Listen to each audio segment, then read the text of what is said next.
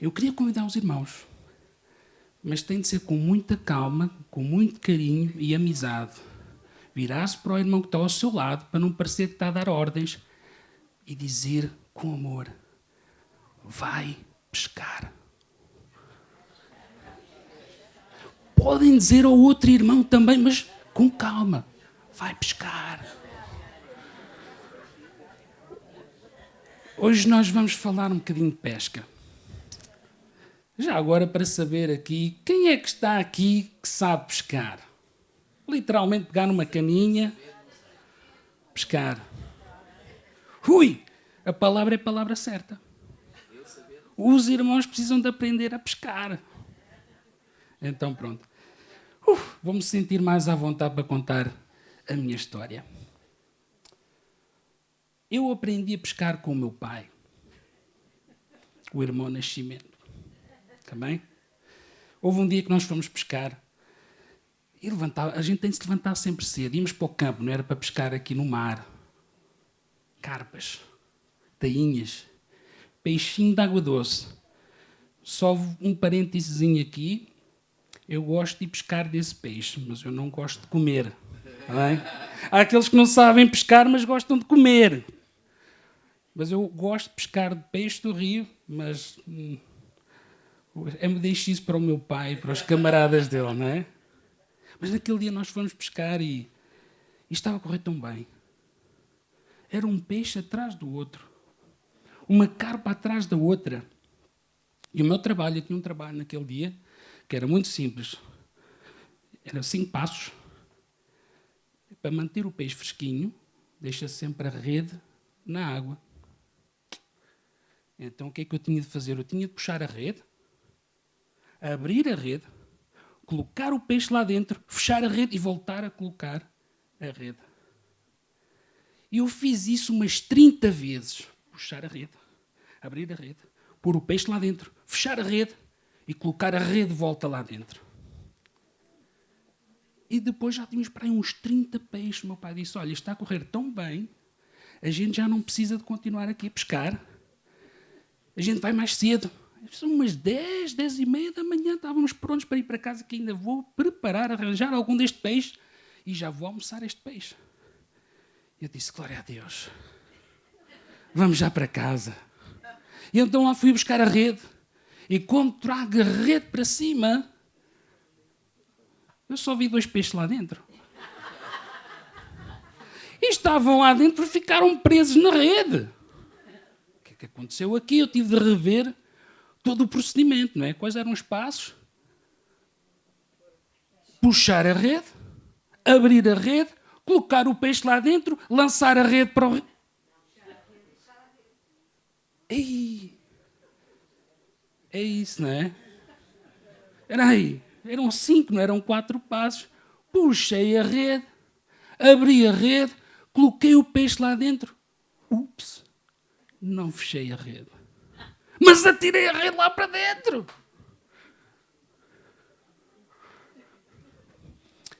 Eu não quero desencorajar os irmãos, ainda há pouquinho estava a dizer aos irmãos para dizer uns aos outros: vai pescar, mas não é para acontecer como aconteceu comigo, está bem? Mas há um episódio na Bíblia, que eu hoje vou focar nisso, lá em João 21. No versículo 1 começa por dizer que Jesus voltou a aparecer novamente aos discípulos, ou seja, Jesus está a aparecer aos discípulos após a sua ressurreição. E diz que estavam vários dos discípulos ali e que Pedro disse: eu se calhar vou pescar, disse Simão Pedro, e eles disseram: nós vamos com você. Eles foram e entraram no barco, mas naquela noite não pegaram nada. Naquela noite eles não apanharam nada. Isso faz lembrar no dia em que Pedro também conheceu Jesus e lhe emprestou o barco. 3 anos antes, quando ele foi convidado a seguir Jesus, ele também tinha passado uma noite inteira para pescar e também não tinha apanhado nada. E às vezes na nossa vida nós sentimos que andamos a pescar e parece que não apanhamos nada. E às vezes parece que até o peixe que já apanhámos, aquilo que já conseguimos, quando vamos a ver, fugiu, não é? A rede estava aberta, não é? Esquecemos de um passinho e vai tudo, neste caso, por água abaixo.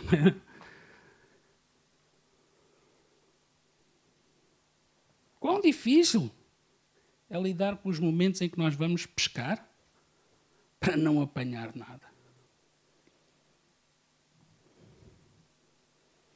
E aquilo que eu quero trazer com esta passagem é o que Jesus fez a seguir. Jesus aparece, eles não reconhecem Jesus, e o que é que acontece? Olha, lancem, apanharam alguma coisa? Perguntam, moço, apanharam alguma coisa? É que eles disseram? Nada. Mas Jesus falou e disse, olha, lancem a rede agora para o lado direito, que vão achar peixe. E assim eles fizeram. E assim apanharam muito peixe. 153 grandes peixes.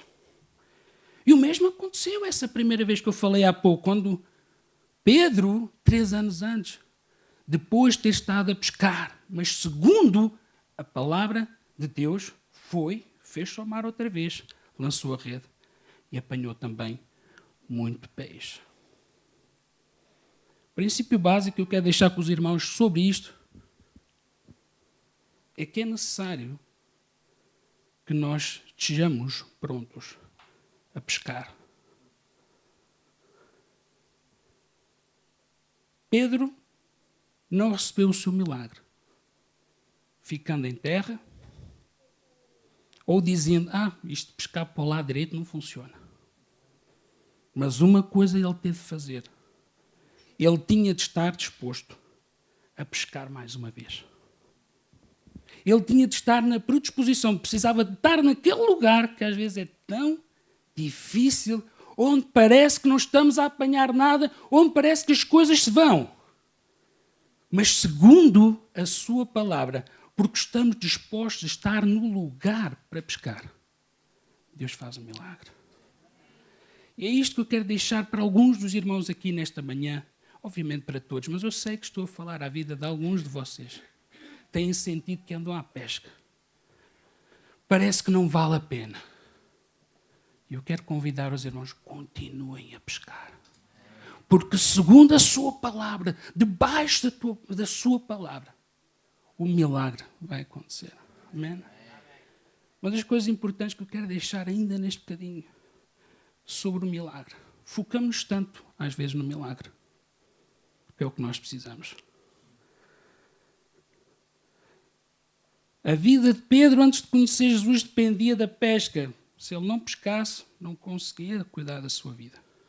Era a sua necessidade. Naquele dia, quando eles foram pescar e Jesus fala lá de longe, eles também não tinham apanhado nada. Eles precisavam pelo menos peixe para comer. Mas vejam só o que é que Jesus fez. Quando eles chegam à terra, Jesus até já tinha posto peixinho a fazer para eles.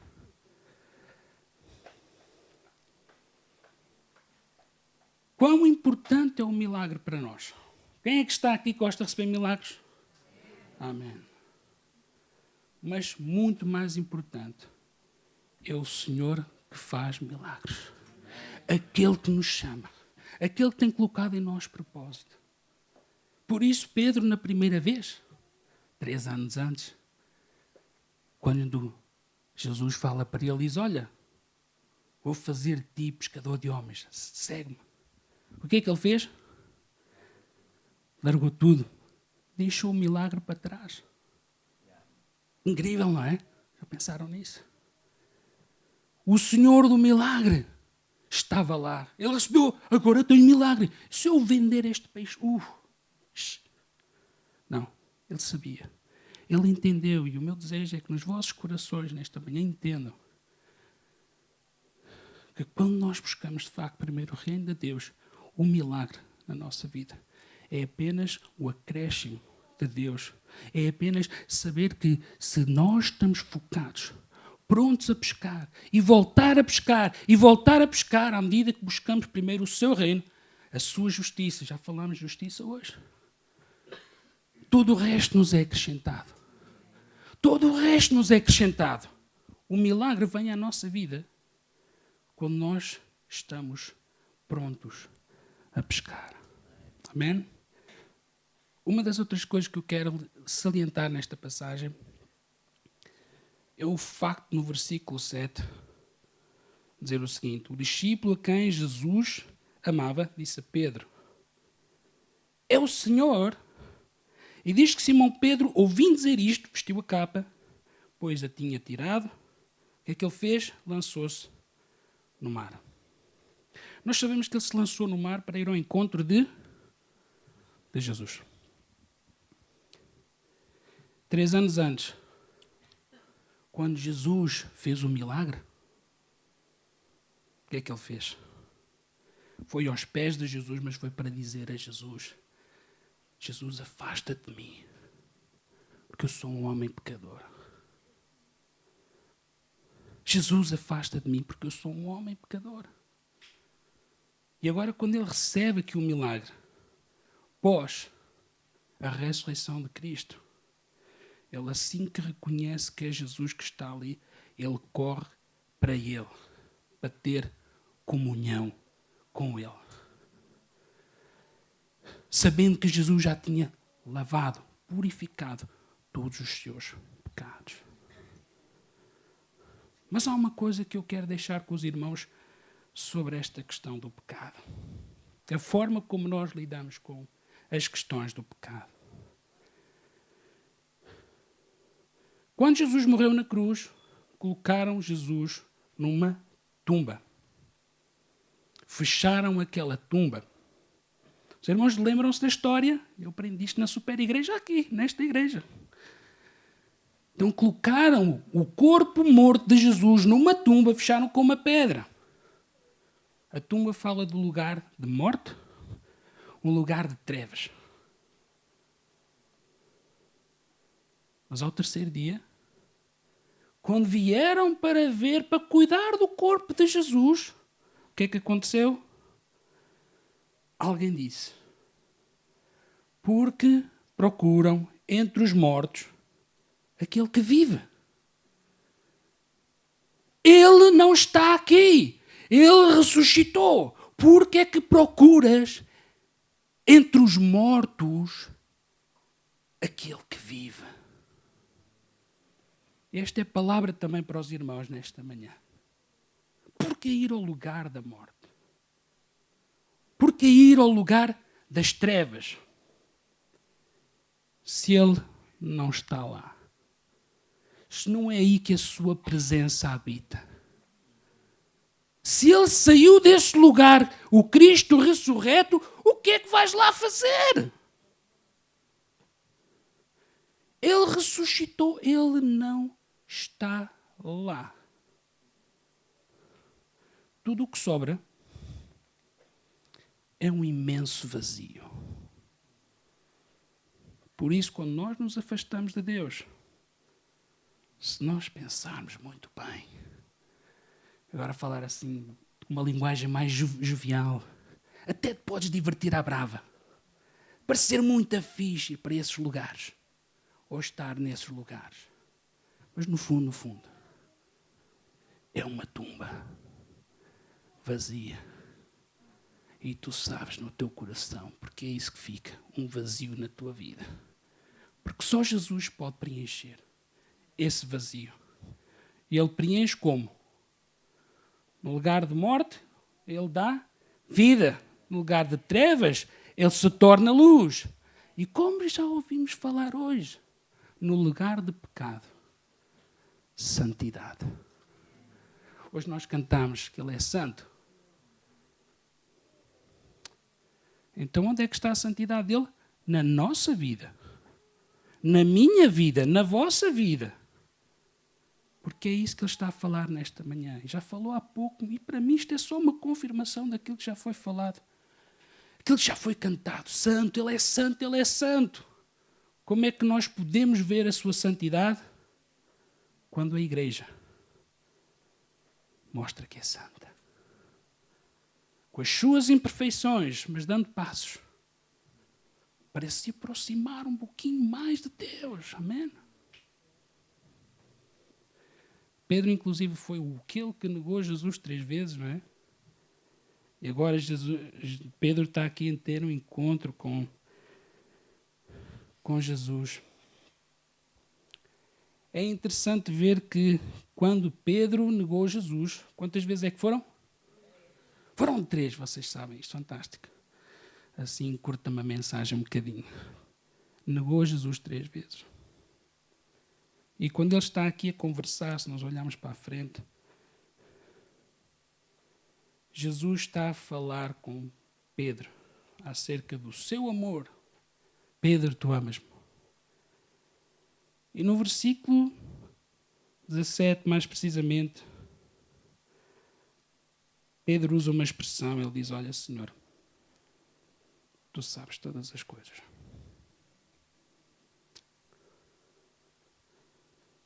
Então, se ele sabe todas as coisas, porquê é que ele levanta a questão? Porquê é que é sequer assunto? Se ele sabe todas as coisas, sabe todas as coisas.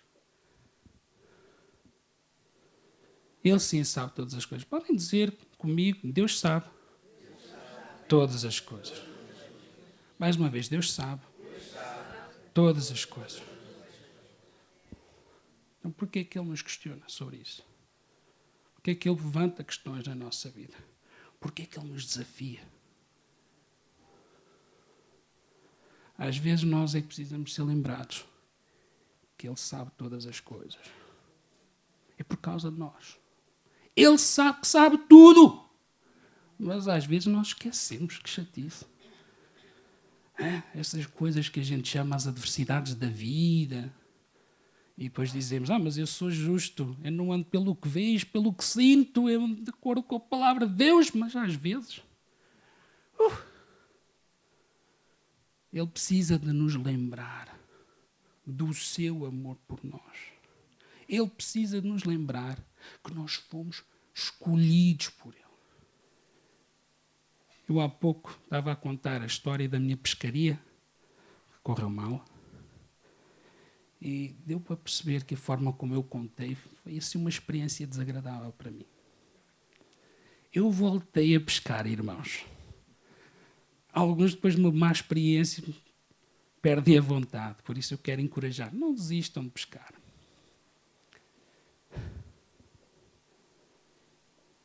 Eu estava tão desapontado com ter perdido o peixe e já ter que estar convencido que ia para casa, que eu deixei de desfrutar do momento em que o meu pai estava a tentar resolver a situação. Alô? Não. Só me fez pagar o preço, ficar lá o dia quase todo. Eu perdi o momento. Às vezes nós perdemos o momento, mesmo quando as coisas correm mal. O nosso paizinho querido, ele está a cuidar de nós. Ele está a cuidar da situação. E nós ficamos resignados. Nós causamos o problema. Ele está a resolver e nós ainda ficamos, como se diz lá na minha zona, a prender o burro.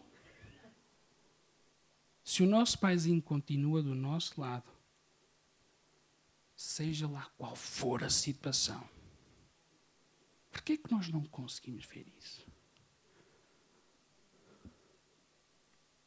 Por que é que nós não conseguimos ver que o propósito que Ele tem para a nossa vida não ficou inválido por causa do erro que cometemos? Mas que Ele continua ali a dizer assim, este é o teu propósito. Este continua a ser o propósito pelo qual eu te criei. Antes mesmo de ser gerado no ventre da tua mãe, diz Ele, eu já te conhecia. Já tenho propósito para ti.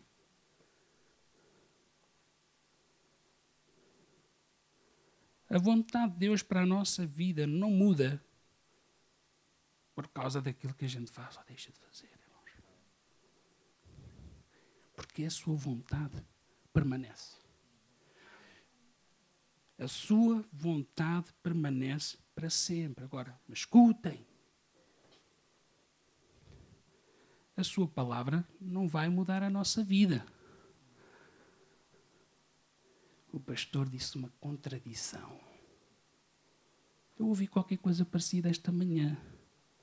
A palavra de Deus não vai mudar a nossa vida. Saber que Deus tem um propósito para a nossa vida não vai mudar nada em nós. Porque Ele não vai forçar absolutamente ninguém. Senão Ele seria um Deus tirano e um Deus injusto. Porque se Ele nos criou com o livre-arbítrio de termos as nossas escolhas, Ele diz, olha, hoje coloco diante de ti a morte e a vida. Mas eu estou aqui para te dizer que a melhor coisa que podes fazer é escolher a vida. Deus está-te a dizer nesta manhã, olha, a tumba está vazia. Ele não está lá. Ele tirou-nos da morte para a vida. Ele tirou-nos das trevas para a luz. Ele tirou-nos do lugar do pecado para vivermos em santidade. Amém, igreja? Nem sempre sabemos o que fazer. Nem vale a pena fazer de conta. Às vezes nós com os colegas ou queremos dar a entender que sabemos que está tudo na maior, não é? Mas há momentos na vida nós não sabemos o que fazer. Então, queria convidar os irmãos, olha, se não sabes o que fazer, continua a fazer aquilo que sabes. Não deixes fazer só porque outras coisas não sabes. Faz o que sabes fazer. Se conheces uma coisa da palavra de Deus, se sabes aplicar um dos princípios da palavra de Deus, então continua a fazer isso. Ou por outro lado olha, se também sabes aquilo que não deves fazer, alô, então não faças, não vais por aí.